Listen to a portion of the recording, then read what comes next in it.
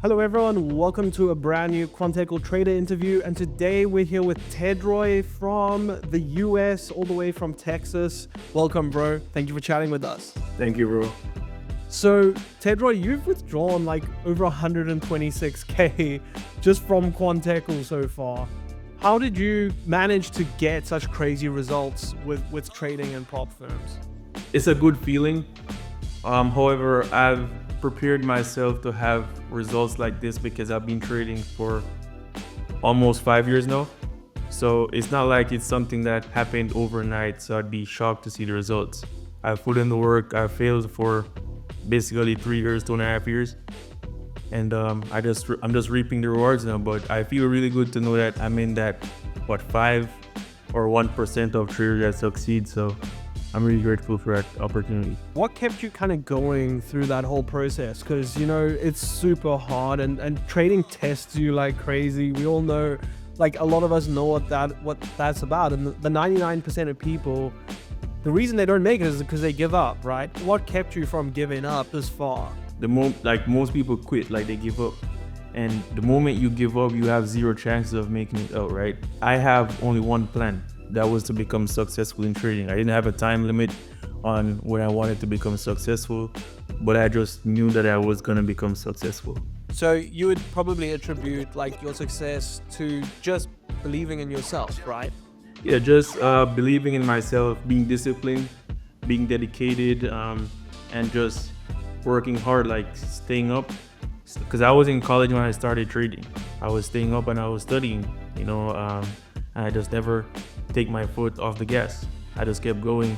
Even when I have my lowest days, even when I think that, okay, I just lost like the last money that I put in my trading account, or I just blew my account that I just purchased, I still didn't give up, because I was like, if I lost, like let's say $1,000, I could have made $1,000. I just need to figure out what I was doing wrong.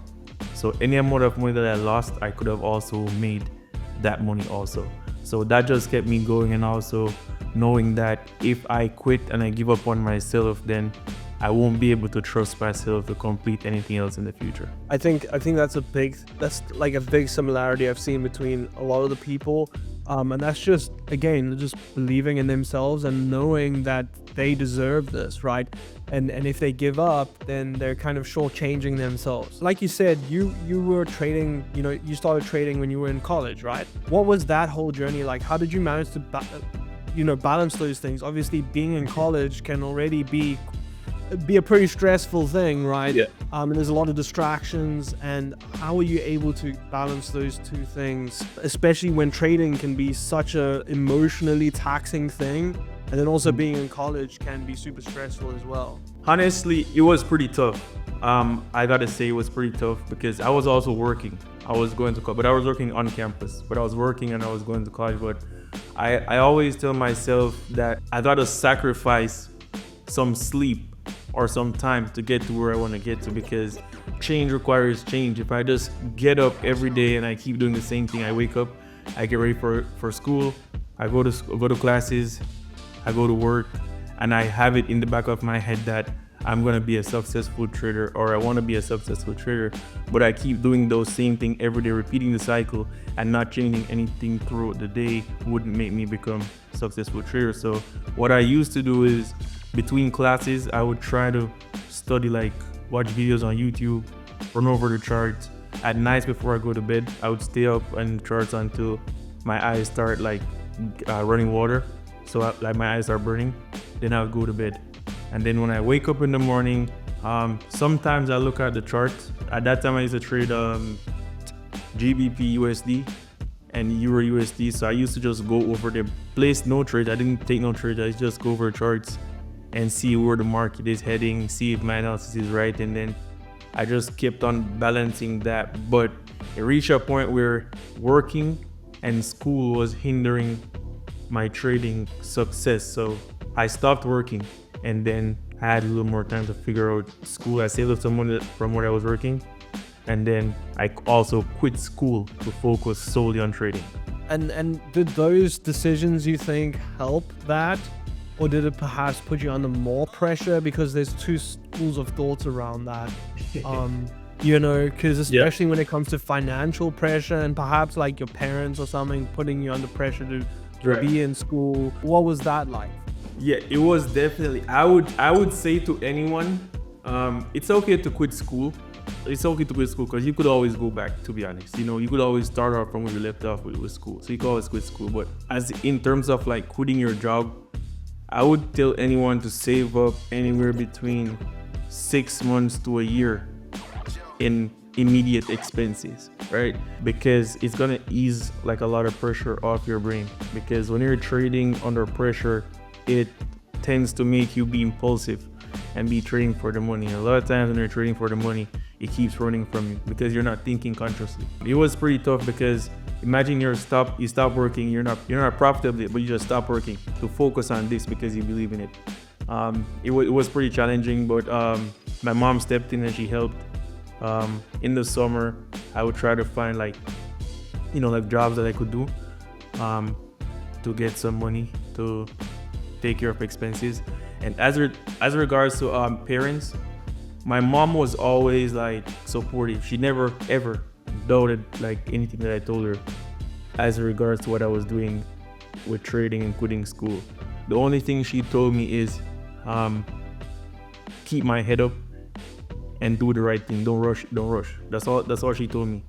My dad though, he was kind of skeptical about it, because I'm the first one out of the family to go to college. So of course I was studying mechanical engineering and I was minoring in finance. So of course my dad is gonna want to see me graduate, because he's back home in Jamaica. He's gonna want to see me graduate with my degree because that's the traditional route. You know what I mean? So it's good to say, oh, my son is an engineer or whatever. But after a while I spoke to him about it and he understood. So everyone's supporting now. What does he say now that you're doing well? What did he say? Okay, yeah, good decision. I mean, like he have said like a good decision, but he's excited about trading. He asks questions about it. He's happy. At least he could call me and ask for something, and he'll get it or whatever it is. It's always a case of like, oh, my parents don't actually know exactly what I do, but they're happy because I'm bringing home the money. Yeah, exactly. Yeah. I went through a very similar thing with my parents as well. It's a tricky thing to deal with, but at the end of the day, you know what's best for you a lot of the time, especially when it comes to like your future and that kind of stuff. And especially since the world's changed so much. For maybe your parents back in the day may not work for us right now. Exactly. We can't buy a house for super cheap anymore. And then just rely on that to for our retirement and that kind of stuff with inflation and all of that. Jobs don't pay what they used to, and it's so difficult to get jobs, even if you have education. In terms of like your journey, going back to that, when you were in college and you were starting out all the way to where you are now, what was the journey that you took in terms of education and figuring out the strategy that would work for you and the breakthroughs that you went through to get to that point? It's been a few strategies, to be honest. So how I got into trading is my roommate, Antoine. He had a friend that was already trading. They were from like, in Jamaica, we have parishes. Like in the US, they have states. In Jamaica, we have parishes. So he had a friend that was already in trading. He's from the same parish as me. So I saw them doing it. I only heard about stocks. So he started doing it, but at that time I wasn't too interested. That was like in 2019. And then when COVID hit, I saw IML everywhere, right? I saw IML, but it was like $235 a month, but you could waive your subscription if you brought someone in. I didn't have the money to pay every month, so I passed on that. Eventually, I got a stimulus check in COVID. I got 2 stimulus checks and also my tax return. And I used that money, put it together, and I paid for a 3DC course, like a direct course with a guy in Miami. His name is Duran Carter. Showed up to DC. I went to take the course down there. I still didn't have enough money to cover the course, pay Airbnb, whatever, but I borrowed some money from one of my mates that was in college and borrowed money from my mom to take care of everything. And I went there. When I came back, I had a lot of knowledge. Came back and I started trading. I saw profits, but I would lose it back immediately after. Along the way, I just kind of started like perfecting the craft, perfecting the way how I trade. Started to become better, and then my brother, not blood brother, but I call my brother, Romario, Trey Alpha, he started to like show me stuff in the market also. And when he showed me that, it kind of just pieced everything together, and then I kind of formulated my own strategy, back tested over time, trade, trial and error over time, and then it started working. And then I was like, I think it's now time to start trading bigger accounts, going to the prop firm accounts, doing the same thing that I've been doing for the past few years, you know. And that's just how everything kind of pieced together, honestly. And would you say that prop firms played a big role in you being able to kind of scale up as much? And also, a lot of people say that, you know, psychologically, it switches something in them where they stop trading super recklessly. They start trading more like a professional trader because you're managing big funds, right? Sure. Did you experience the same thing? I think prop firm made me a better trader, to be honest. And yes, I would say the same thing. As regards to helping me in terms of capital and making money, yeah, prop firm played a big role. I think it's much easier now to make it in trading compared to 10 years ago, because maybe the only prop firm that was around was maybe FTMO, but they weren't as popular. But now you have top firms like Quant Tekel that you could use. You could get funded up to 400K per platform, and they have like the profit target isn't as crazy as it was back then either. So at 7% of Quant Tekel and 5% phase 2. So I think prop firm plays a big role. You could buy an account like 100K for as little as like 450, and you could pass the account, you get a payout, and you also get the refund for your challenge fee. So you're basically at zero risk. You know, so yeah, it played a big role, like the risk to reward, like how much money I put in prop firm versus how much money I got out is crazy. I think a huge thing of it is the leverage. You're putting in a few $100 and you're getting access to thousands and thousands of dollars, yeah. Right? And you don't have to risk big to earn big. And that mindset shift is huge. When you're trading, you know, a couple thousand of your own money, there's a lot on the line there, right? And you have to risk most of it to get any significant profit. Exactly. It's a big shift. One thing that some people, you know, struggle hugely with is kind of getting past the evaluation stage that prop firms have. What was your process like of getting past the evaluation stage? Is it any different to when you trade the live accounts?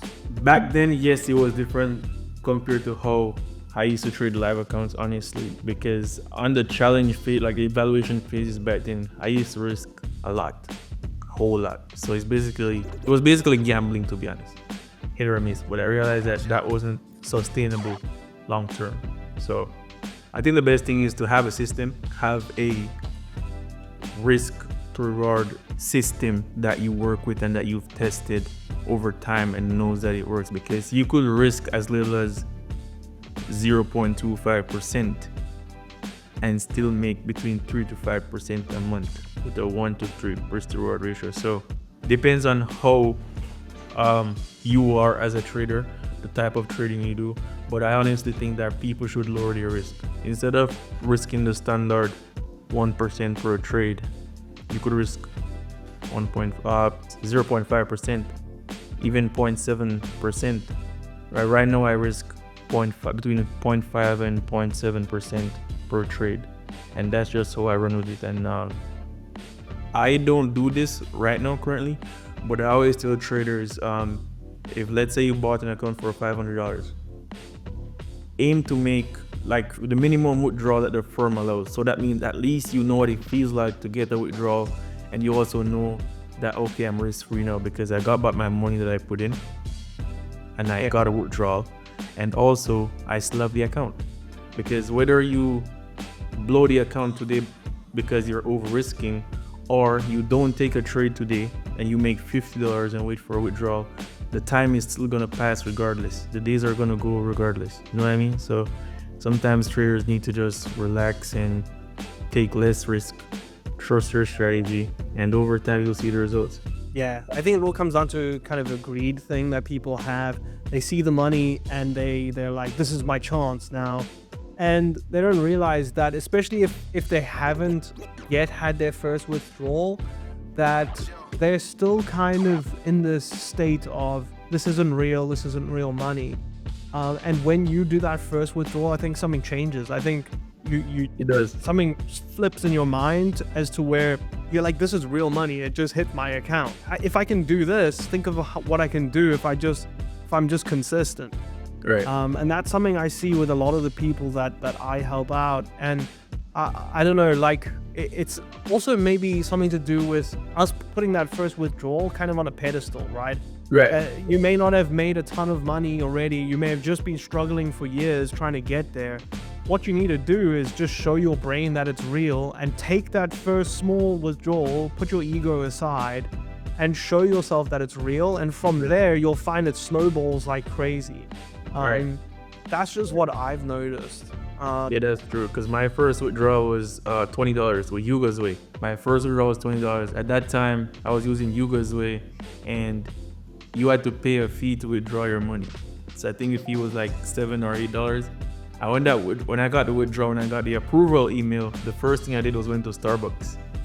But it's still something psychologically changes, you know. You're making progress in the right direction, and it's showing your brain that like I made money, like it's real. Right.